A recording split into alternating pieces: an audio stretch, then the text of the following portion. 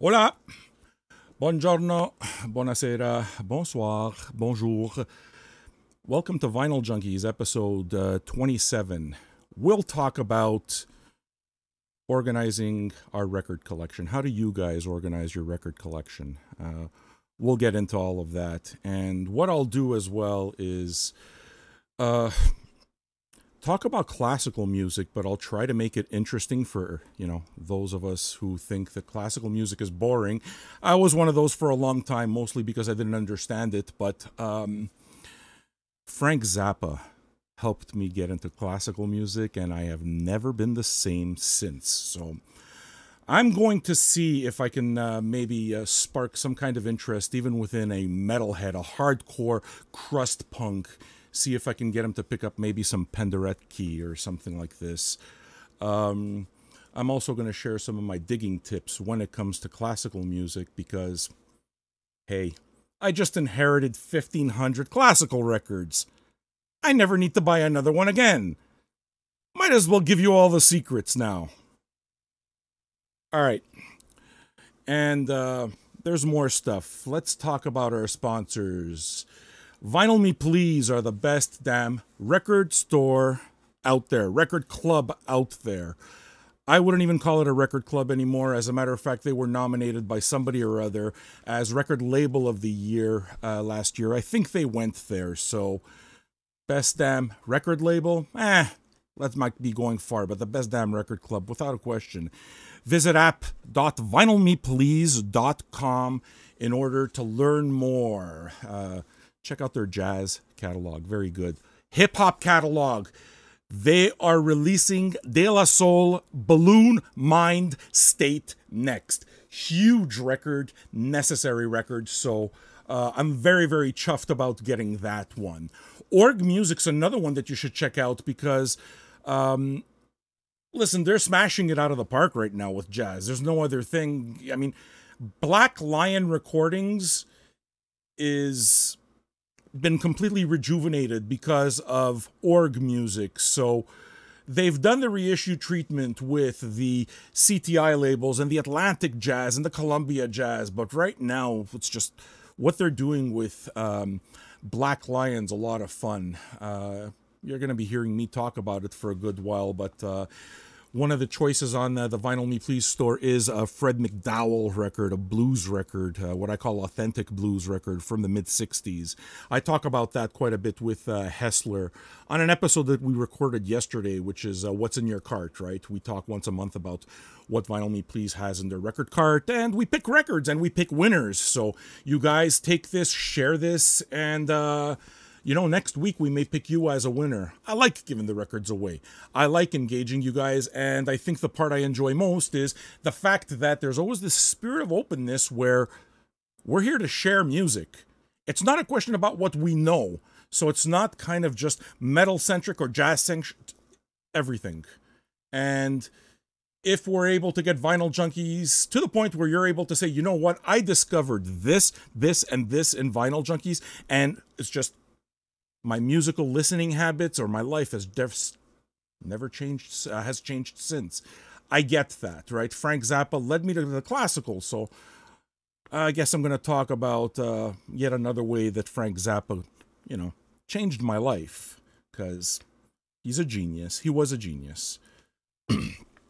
Vinyl Style is another sponsor that I love very much, and I will be seeing in Anaheim next week, when I attend the NAMM show, the NAMM conference. Vintage solutions for the modern era. Vinyl Style provides the highest level of sustainability for your records and accessories, while most importantly remaining affordable. Protect your collection with Vinyl Style today. Vintage solutions for the modern era. Look for it in your record stores. It's quality stuff. Most of my inners and outer sleeves, all Vinyl Style, man. It works, and I have a few other ideas, vinyl related to you guys, that I will be speaking to them about, and hopefully we'll be able to talk to you guys about. We'll take care of the vinyl community, make sure that you guys have what you need. Run Out Groove. Go to runoutgroovevinyl.com right now to vote your next record into existence. Right now, I believe Ministry is supposed to be coming pretty soon, and you guys just vote. We just voted Solomon Burke in, and visit and go take a look. So now what I'm going to do is, before I start talking about Frank Zappa, something, I'll talk about something. I'll also do 2 reviews, by the way, but let me take a breath, okay? Can I do that? Let me look at my notes. I'm going to talk probably at length about a band called Niche from Savannah, Georgia, a quintet, because it's the best thing I heard all week. I really liked it, and like always, it's one of those records that caught me by surprise. I've been exchanging back and forth with Laura Pleasance, guitarist, vocalist of the former Kylisa, for those stoner rockers out there, also out of Georgia. So she sent along a little care package, including this t-shirt, which is legit nice. It even makes an ugly fuck like me look bad.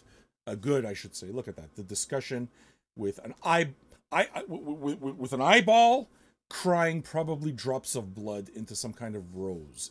And then it says the discussion. So it looks like a tarot card, and it invites you to discuss. That's the name of Laura Pleasant's new band, of which I have not heard a single note.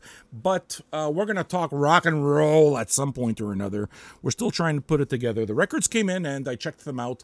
And the truth of the matter is if that I didn't like them, I wouldn't talk about them. Simple. And when that package came through, I was excited about getting the Kylisa records. That's what it is that excited me. And as it turned out, it wasn't the Kylisa record that I kept playing over and over again, but this Niche record. I'm going to go with this Niche review, I guess, because it sounded like every element of a ton of stuff that I really like, and mixed in such a way that I have never heard before, with a guitar sound, or with a guitar tone that I think I can now recognize immediately. Savannah, Georgia Quintet. Did I say that there were 5 of them? Five on this retro futurist label.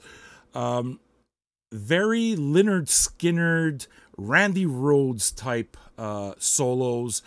Other times it sounds like Thin Lizzy. Like there's one riff in the whole thing where you're really thinking that you're listening to almost a reboot of Dedication, but interesting stuff. Other times, it reminds me of, believe it or not, even, Pink Floyd, some of the Dark Side stuff with vocal harmonies that are reminiscent of some of the Psych era Beatles. I swear, I'm not kidding, man. This is really, really good stuff. The record's Niche is the name of the band, and I wish Heading East is the name of the album.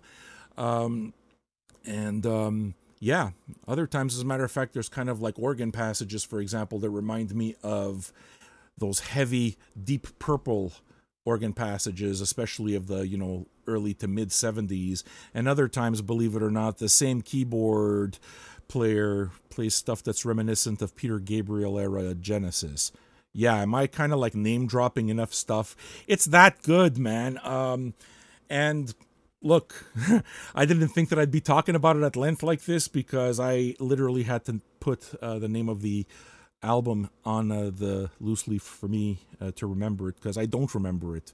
I just remember the fact that I just played the record over and over again. So the album I'm talking about is Niche, Heading East.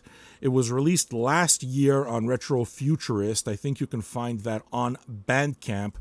And I received the record, and by second listen I can say I knew that it would have wound up on my best of 2017 list. It's something that stands out. I'd like to hear more from these guys. So why would I go out and, mention this type of thing? Because these bands, man, deserve your money and your support, because they're doing something special, right? So it's not Southern Fried, but those Southern influences, those Skynyrd kind of almond influences, mostly Skynyrd, more of the rock and rolly stuff is there. Fun stuff. How did I wind up talking so long about Niche? Laura, we got to talk. Niche is really awesome. And this t-shirt here, you see this t-shirt? The crying rose. Roses don't cry, but let's forget that for a little second. My wife even complimented me on my shirt. Okay? My wife never compliments me on my looks. I mean, look at me. Right? Make that even worse. We're talking about Powerball odds here. My wife definitely never compliments me on my clothing and my attire. So, I thought somehow that, maybe she fell out of bed, fell on her head, hurt herself, wasn't the same person, but she complimented me on this shirt here from the discussion, which is really nice. I haven't heard a note of your music, so can't pretend I have. I'm sorry, CD, I'll get to it, but, you are Guitar Woman on Kailisa and Singy Woman, and there's a Black Mountain thing in there too, and we're gonna have a few chuckles together at some point or another. Next week, folks, no show next week at all. Nothing next week. Maybe Monday, I'm not sure. We might be doing something with Discogs, but a Discogs monthly feature will be coming real soon, and it'll be fun. Because Jeffrey's a fun guy, and hilarity shall ensue. Have I covered everything? Where do we go next? Should I be reading your messages so that you tell me? Should I be talking about how you organize the records first? Or should I talk about... what else should I talk about? Oh, I'm also... You remember that poll that I put up in the Vinyl Junkies forum? For those of you who belong to the Vinyl Junkies forum on Facebook, I put up a poll that asked... I had asked in a previous show, which albums do you believe most need a reissue? And, a bunch of you fired off the answers, and I asked you guys to share that, and, we came back with a bunch of answers. I compiled all of that and took the top 5 that I thought were interesting after doing a little bit of research on Discogs to make sure that the stuff wasn't actually released recently, that it actually really did need a reissue. And I made a poll of which ones, I thought were the best choice. The ones that got almost no votes was Share Believe, which makes me crazy because that got my first vote. So clearly not a lot of Cher fans on Vinyl Junkies, and shame on all of you because she will outlive you all. She is strong enough and you are not. And I believe in life after love. I can feel something that's strong inside.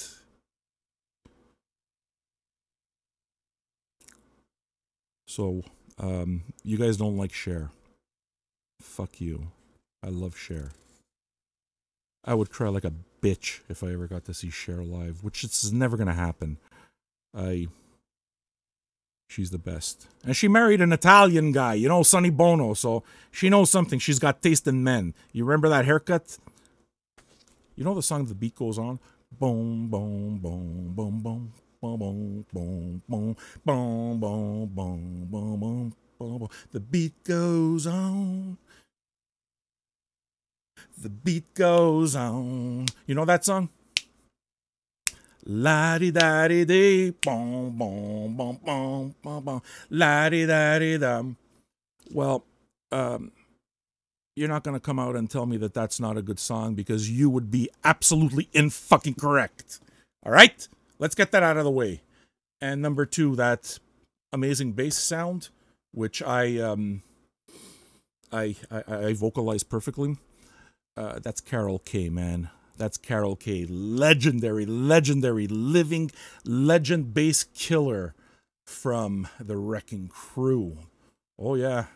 She played bass on Pet Sounds, Beach Boys, and a whole lot of great stuff. So, you see... Sonny, he knew something, and he knew that Cher had talent. So, basically what I'm saying to all of you right now is I don't give a fuck if you don't like Cher, because I still spent the last couple of minutes talking about Cher, because she rules, you understand? I gotta see you guys, you musicians, right? I got you, babe. Or sing it that way. Wrong, you can't do it. Cher's awesome, stop it. So yeah, that one got no votes at all, man. That went down like a Led Zeppelin. None of you guys wanted it. I'll tell you the ones that you did want, okay? There were two that I hadn't put on the list originally. I'll tell you the ones that I put on the list originally. Sorry, man, it's winter, so I got that kind of like, you know, the morning pearl? When you got that thick piece of almost rubbery, it's almost like a super ball that's kind of lodged up in your sinuses. Winter sucks, man, in Canada. 3 days in Anaheim, get away from the wife, get away from the kids. Go to the beach a little bit of surf and turf. Ladies in bikinis. Hey, I'm living it up over here. So, this was the original reissue list, okay? The Future Sound of London, Dead Cities, which I thought was a good record because it's never been reissued. No votes whatsoever. Nobody wanted that. More votes, but still not enough. It got knocked out. Propeller Heads, Decks and Drums, and Rock and Roll. I liked that one. Didn't get voted. You guys don't know it or don't care for it. Shame on you. Another one that got really, a good amount of votes, but got voted out. Maybe we'll bring it back. I'm not sure, but Stu MacArthur, who's on the VJ forums, suggested Cracker Kerosene Hat. And had I picked Cracker Kerosene Hat, I would have given him a free record. So you guys, all of you guys with your voting in the VJ forum, you just cost Stu MacArthur, Black Crow, a free record. Shame on all of you. Hang your heads. Ding ding. Shame. Ding ding. Shame. You didn't want that one, Cracker Kerosene Hat, but it was a good choice. Only a Greek pressing ever on vinyl. Dude did his homework. He was right. I told you you didn't want Share Believe, eh? You cocksmokers. What else? I'll tell you number one because I picked it, so I ain't winning shit. I can't give a prize away to myself. So number two is the one that won the prize, and that's the one I'm going to tell you about, okay? The one I won, the one I picked, and the one you guys wound up voting for overwhelmingly was PJ Harvey Is This Desire, because it's just never been reissued since first appearing on CD in '98. If I had to pick one record, the one that I want most, I would say is probably Rid of Me in terms of entirety. Mostly because I've never heard it on vinyl, and especially the opening track, there's so many really quiet passages that I would listen to a lot of my CDs while traveling, right? So I'd be listening in the car, or I'd be listening on headphones, and you can't hear those quiet passages properly.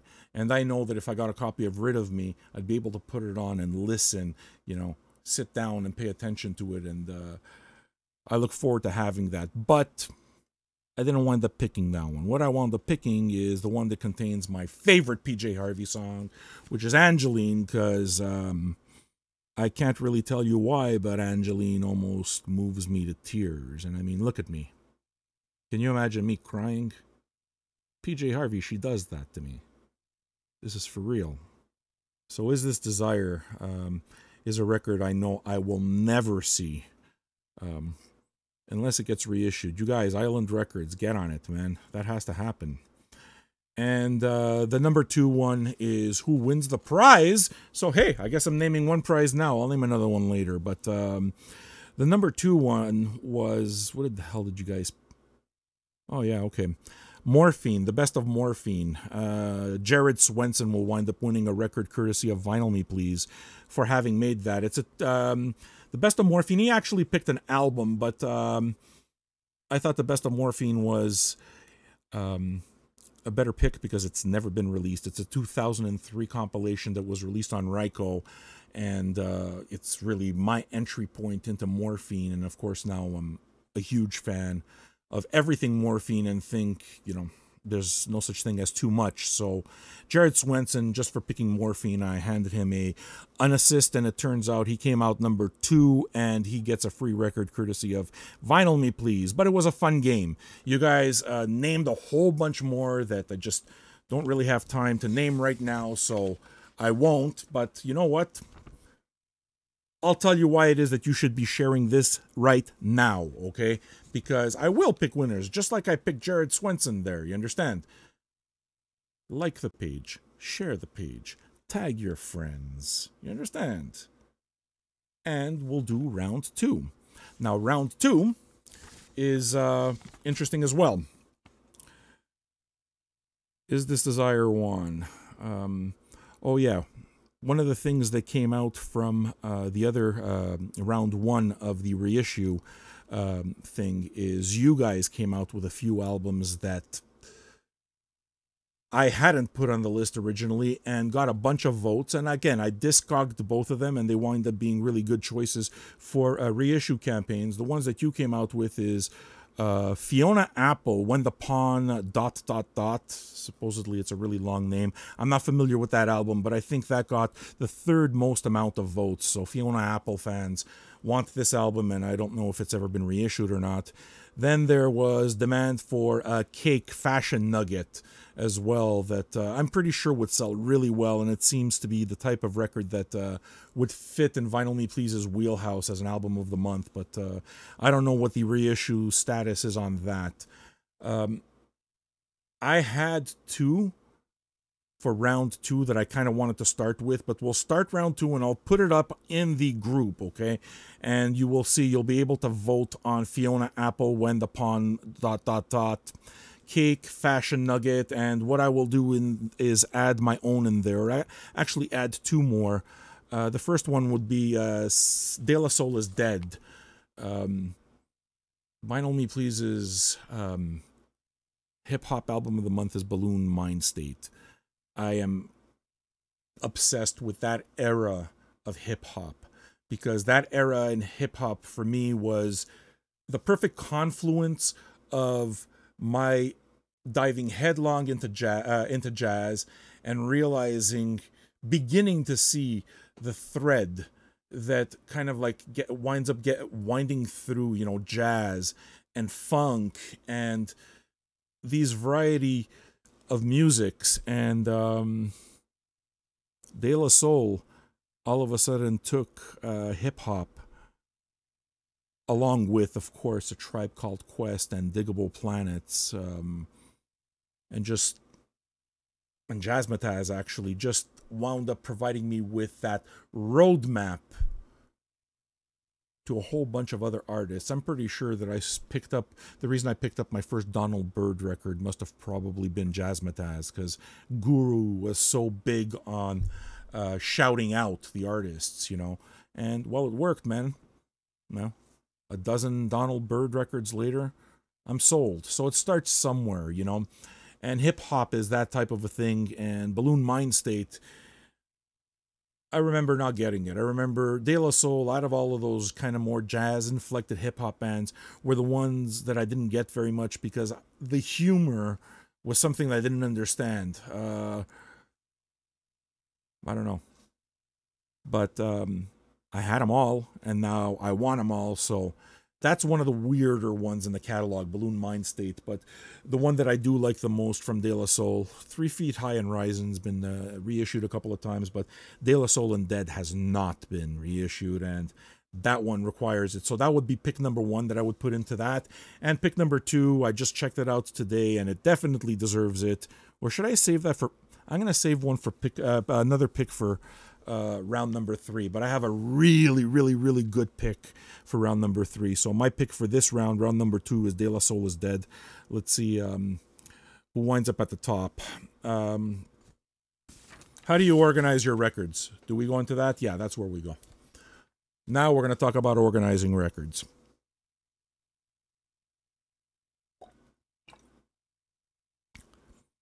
I don't want to get caught for copyright, but I'm just going to play you a tiny, tiny bit of niche, okay, so that you see why I'm kind of like yammering on. I'll try to make it like 10 seconds or something.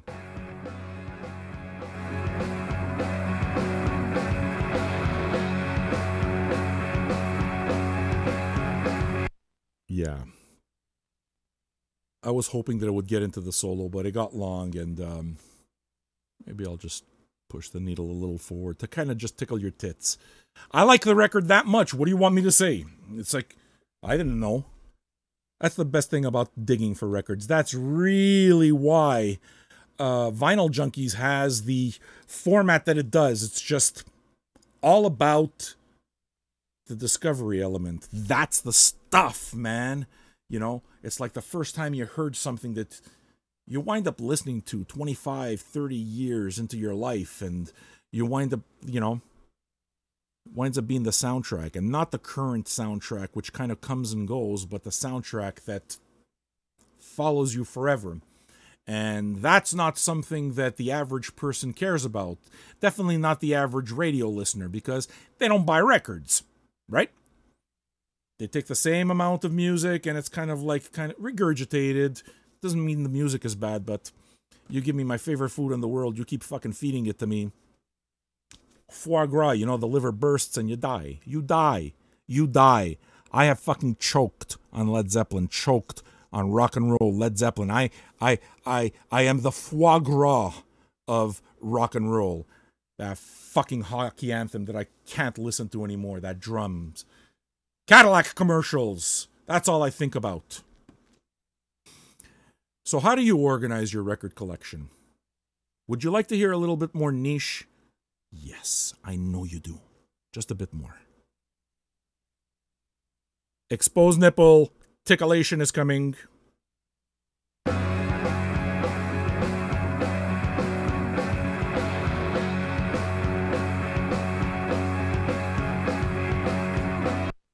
That's really good. I have to stop it all the time because copyright. And then they will steal the millions of dollars I make from shows like this. And I will wind up like the Bo Diddley. I'll wind up like the Bo Diddley of internet radio. Penniless because people stole my bits because I played 10 seconds of their albums. Penniless. Penniless. Like the Bo Diddley riff. Just like that. I already see it. So how do you organize your record collection?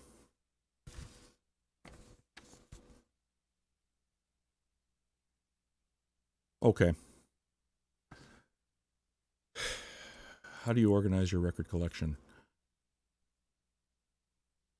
Never, it made for a really great line, but autobiographically would make no sense whatsoever, because who's got that kind of a memory? And ultimately, you know what?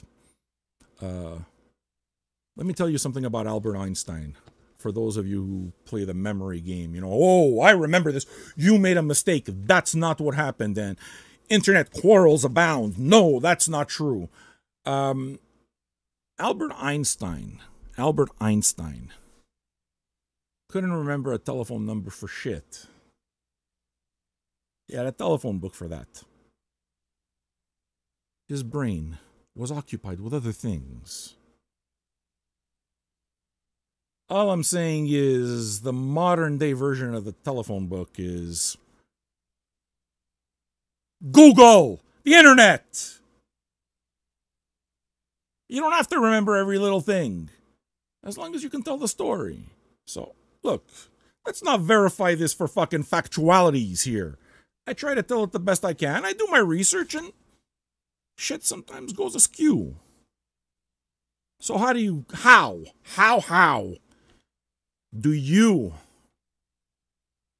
organize your record collection? It was really easy at the beginning.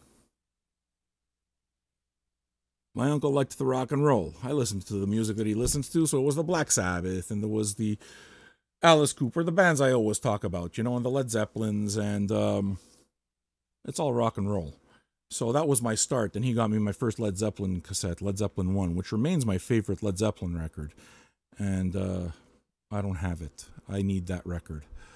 And from there, Kiss came into my life, and I started busting my parents' chops to buy me Kiss records every time we would go to a grocery store, because back then, just like now, records are sold in the grocery store. So we'd go to the local Steinberg. Hey, you're a little kid. You're 5. You're 6 years old. You see a picture of Rock and Roll Over, this mind-blowing art. You want it. You buy it. And then you see a Live 2 with all the blood. I never got that one. My neighbors had that one. But I managed to squeeze out Love Gun and Rock and Roll Over. Then, you know, once you have that, and that's kind of like what makes the bedrock, it winds up all being rock and metal. And you go heavy into the rock and the metal, and you spend every cent on all the rock and metal. And when your collection's there, you know, those first kind of like 50 or 100 or records type of thing, what you do is you kind of like start splitting it into metal subcategories, or like rock or 70s rock, you know, and it's kind of like you just, but as the collection grows, once you hit 500, I always kind of say that the breaking point, the tipping point to like a really good collection is 500 records. And there you start going into different types of categories. And, you know, the obvious ones come out. Basically what I'm trying to say, and rambling like fuck about it, that's why I need a co-host. I'm working on it. But the bigger the record collection gets, the more you wind up subcategorizing. And I would say that the record cave here, the VJ archives, are now up to about 5,000 records. And it's a disaster. Because this morning, as I was having my coffee, I took to looking at all of the different listings here. And 19 different categories. 19 fucking different categories. Check it. The first category that I always go, alphabetical. Okay, so every category is alphabetical. The first category that I wind up doing is just basically the musical categories. So right now I got jazz, funk, soul, and R&B as a second category. Hip-hop as a third. Classical opera 4. Reggae world, blues gospel, folk, soundtracks, metal, electronic music. Jesus Christ, I got one for vocal. I got one for other. I got one for garage rock. I got one for psych. And it winds up being a disaster. And the thing is what happens when you get those bands that kind of like don't fall anywhere, right? Because you can have, let's say, an Ella Fitzgerald record, or you can have a Billie Holiday record and safely put that in jazz. But what do you do with a Frank Sinatra record, especially the Reprise years, right? The Vegas years. Is it jazz? Yeah, he played with Count Basie. Is it jazz? I don't know. You know, what Dean Martin does, is that jazz? I don't know. So, you know, if we're going to talk vocals, Diamante Galas, I mean, what category do you put her in? There's no category. It's one category, her. So where do you place it next to? Or an artist that's done many different styles, like let's say John Zorn. He's done soundtracks, he's done classical music, he's done avant-garde, he's done fucking death, he's done everything. Where do you put him? So you wind up kind of like, I sometimes split them, but I think that, believe it or not, I think my John Zorn might be in my classical stacks. How did that happen? Then I have stacks right under me down here, and those are, you know, one that I'm sure all of you guys have. You know, the new arrivals / now playing stack, that pile of records that you either just added to, or you know, you're still playing it all the time, so you don't file it quite yet because you know you're going to wind up pulling it. That pile is there. And I have another pile of stuff that I might or might not pull through the radio show. And then there's that pile of records that I haven't filed yet. And finally, there's the pile of records that I haven't sorted through yet.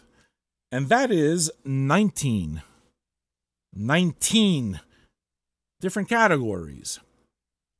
Now, within those categories, there are subcategories. All I'm saying is, if you're listening to all of this and you're thinking to yourself, this guy's out of his motherfucking tree. Dude, that's what it is. That's vinyl, man. Never. Crazy. Now, when you wind up collecting a lot of stuff, you wind up really developing a certain love for artists like Frank Zappa. So you wind up having 50 Frank Zappa records pretty easily. Or you wind up having a lot of John Coltrane and a lot of Miles Davis. And then you look at stuff like Impulse, right? That's where I'm trying to go with this. Impulse gets its own category, or certain labels get their own category. Why?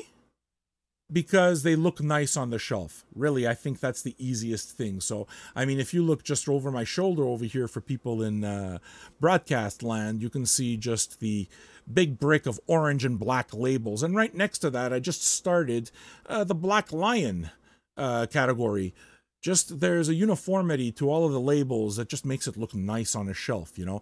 It makes you feel just a little prouder when it's displayed. And there's that conversation that you have in your head where, look, whether you like it or not, I know that I do. I look at a person's musical taste and I look at a person's reading taste and movies and that kind of thing. And, you know, you kind of get a picture and you kind of know where it is that you have things in common and where you might not. And, yeah, why did I just go off into that tangent? But Impulse gets its own category. Black Lion gets its own category because they look nice on the shelf. Vinyl Me Please used to get their own category because they used to have this wrap around thing around every record, so they kind of looked all really nice on the shelf, even though it was kind of plain white.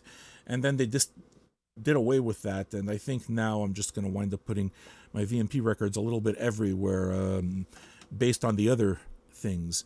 And then there's, you know, yeah. So that's it. That's the way I organize my records.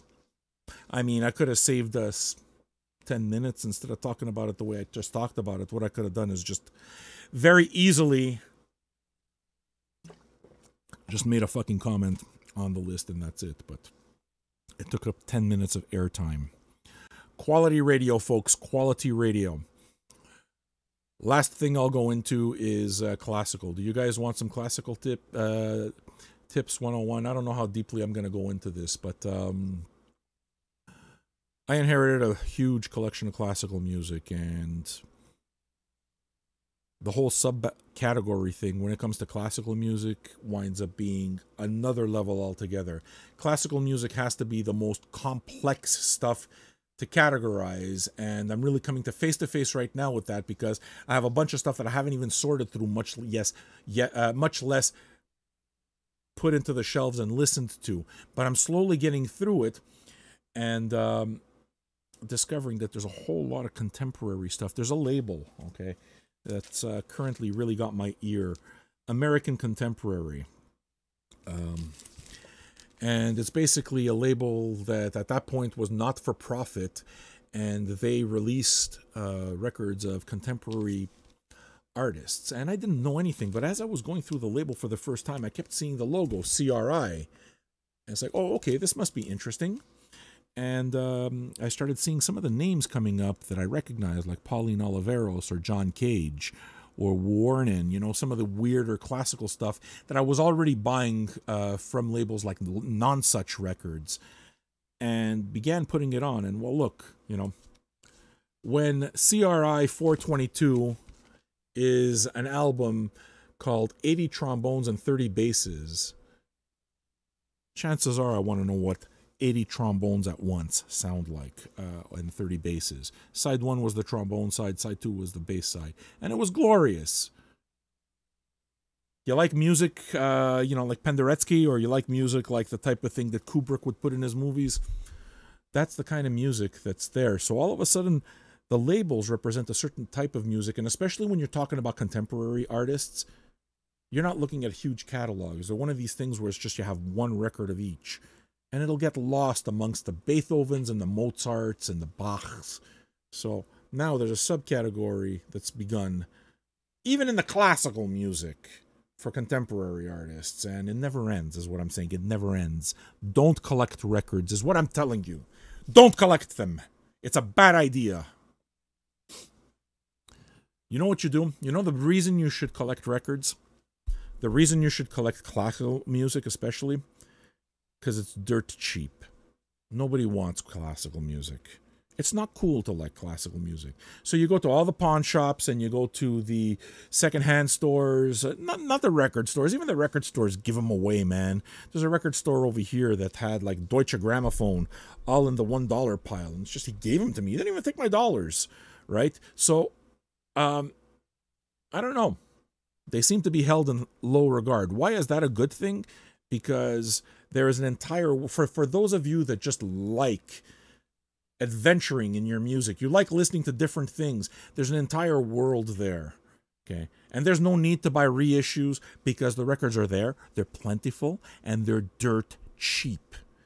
And it's a musical history, and every record sounds amazing because all of this stuff was recorded during the heyday, right, of vinyl. So the 50s, the 60s, the 70s. It sounds great. It's great music. And it costs nothing. You remember I was talking about the subcategories like Impulse, like in the back over here, gets its own thing because it looks nice. I had a huge wall of Deutsche Grammophon that has now kind of like spread out to 4 cubes, exactly because the spines look nice. So the first tip is pretty simple. If you see Deutsche Grammophon, pick it up. Pick it up. It's going to be good because the recordings are good. The records are going to sound nice. Okay. If you see Von Karajan, this guy was, you know, the superstar conductor. And you see him, pick it up. Especially if it's cheap. Costs you what, $1? Some of this stuff, it's throwaway. And you know what? You pick up enough of it and you have a nice wall of yellow and white spines. So that's the way I started a lot of this. Keiji Ozawa is another conductor. As you go along, and because you wind up kind of like stockpiling some of this stuff, as you become interested in it, the same names start appearing. You don't go there. For the beginning, just... You know that if you pick up a Deutsche Grammophon, it's going to sound great. You know that if you pick up a non-such record, it's going to sound good. If you're going to pick up a London record or a Columbia record, it's going to sound good. Another thing that I kept looking for, and just blind, I would pick it up the minute I saw it, was Bernstein, Leonard Bernstein. I never not pick up Leonard Bernstein, and I just picked them up at $1 a piece. And, you know, then I inherited this whole thing, and now I'm pretty sure I have an entire Expedit cube full of Bernstein stuff.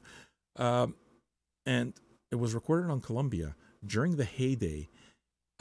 He's one of the greatest conductors that ever lived. So when we're talking about, you know, musical heroes or American musical heroes, this guy is like upper echelon. And the stuff is sitting there gathering dust because nobody wants it. Take a chance, man. It's good music. It doesn't have to be fucking Slayer all the time. It can be Slayer, but you know what? Sometimes you're not feeling Slayer, and the Moonlight Sonata can do it, you know? After all, if you listen to symphonic metal, trust me, those guys are listening to classical music, so... Yeah. What I also did to kind of like guide me, besides the fact that it was really cheap, you know, I went by label, and then I started going by composer.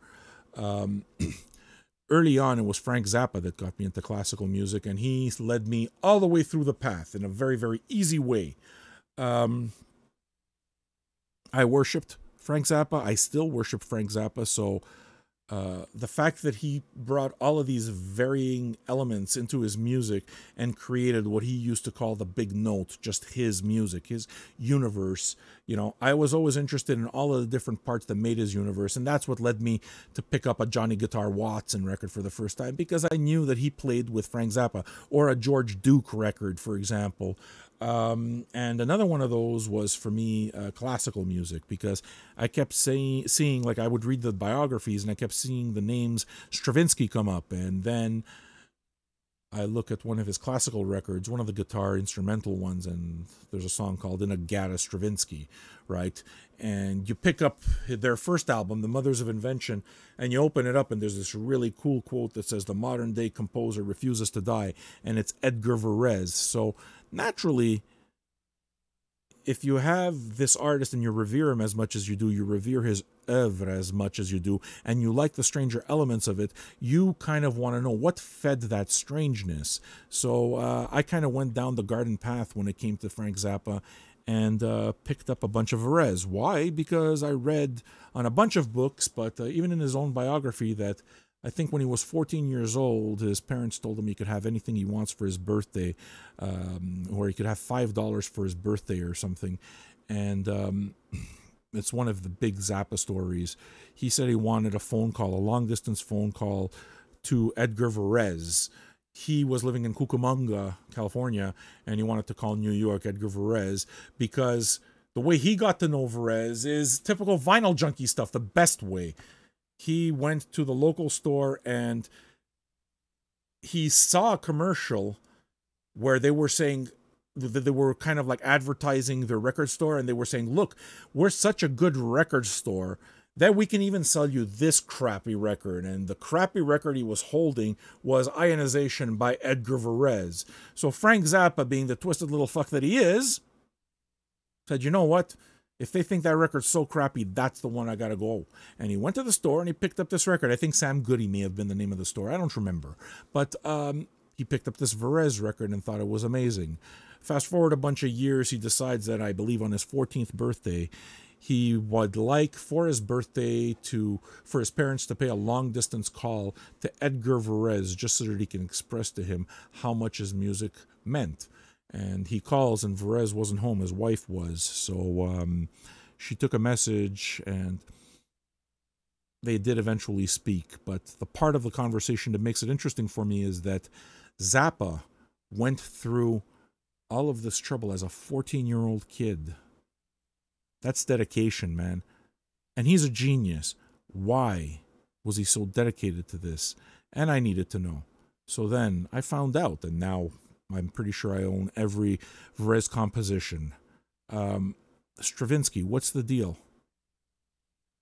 Then I listened to the Firebird Suite, and then I started reading up about the Rite of Spring, and began realizing, you know what, I'm going to buy everything from Stravinsky. Why? Because Frank Zappa said so. And because the first piece I bought was really good, so I'm going to try the second one. Lo and behold, you try the second one, and it's really good as well. And down the garden path you go. So I started picking up anything by Stravinsky. I started picking up all of Varese, and I have it all. And once you go there and you start reading into those guys, they lead you into other things. And before you know it, you become this really hopeless, pathetic 50-year-old guy who sits in his basement with his cat and listens to his classical music records and kind of just talks to himself and develops these fucking crazy tics. So what it is that I'm saying to you is that you should never buy classical music because it'll turn out really badly. Yeah, that's what I think. I'm going to play you just a little bit more of Niche, and then we're going to go to winners.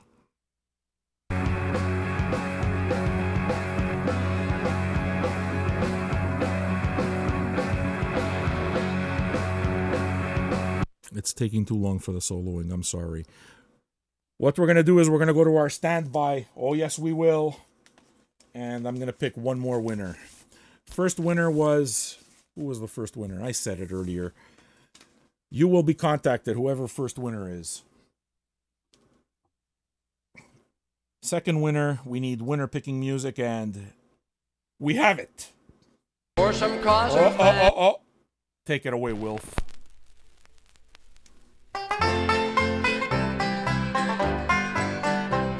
I had a gal named Annabelle that thought the world of me. For some cause or family I could not agree. And if I'd happen at her home was sure to start a fight. And for that reason we would take a walk each Wednesday night. Down by the railroad tracks, down by the railroad track. I'd hold her hand and she'd hold mine down by the railroad tracks. Some people spoon in parlor chairs and some in nice sedans. Annabelle and I, we had to make some different plans. We couldn't use the parlor and we had no car, you see. For that reason you would find sweet Annabelle all together! Yeah. We'd sit for hours And hours and hours. down by the railroad track. And hours. I courted her for 7 months until one summer's day. Her father found it out and then there was the deuce to pay. He said, young man, come here to me. I want to work with you. Now where do you think I all found together? myself? Finally I came to. Woo! By the railroad track. Down by the railroad tracks. I wonder who is there tonight. Down by the railroad tracks. It seems that all the big events that happened in I think my you life, win. You win. smoking my first cigarette, proposing To my wife. all happened in the south same way, was sure the jinx to me. Yet couples go there every night that call it heavenly. Down by the railroad tracks. Down by the railroad tracks. Arturo Sanchez Jimenez, you just won a record. Arturo Sanchez Jimenez, you win. You win. You win. The show's over. Just See you good next girls week. go to heaven, my Oh dear. shit. Some others Don't see you softly next week. There's no sighed. show next Well, week. mama, where do the bad girls go? And sweet Annabelle replied, down by the railroad track, down by the railroad track. Now run and play, but don't you stray, down by the railroad track. Well, I courted her for 7 months until one summer's day. Her father found it out and then there was the deuce to pay. He said, young man, come here to me. I want a word with you. Now where do you think I found myself? And finally I came to. I was down by the railroad track, down by the railroad track. I wonder who is there tonight, down by the railroad track. Not me. Not me. Goodbye.